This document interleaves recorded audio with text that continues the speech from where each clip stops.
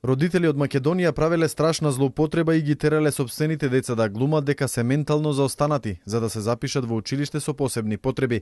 Ваквото згрозувачко дејство тие го правеле со цел да земат посебен додаток, пари кои ги плаќа државата за семејство кое има дете со пречки во развојот и се школува. Околу 10 вакви случаи откри Министерството за труд и социјална политика. Децата кои почнувале да одат во училиштата на наставата се однесувале нормално, пошто од вработените лица следувале дојави дека представувањето било лажно.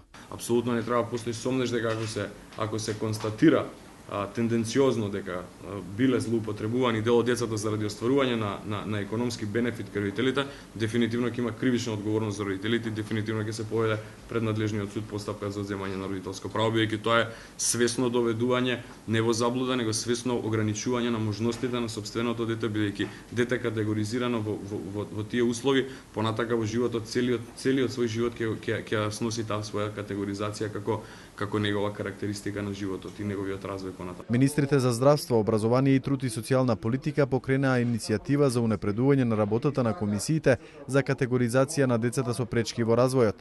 Целта на оваа иницијатива е децата со пречки, како и останатите деца, да се стекнат со образование во согласно со нивните потреби и можности. Поентата е да имаме подобра и поадекватна категоризација, како и определување на прецизно определување на постапката како тоа ќе се изведува.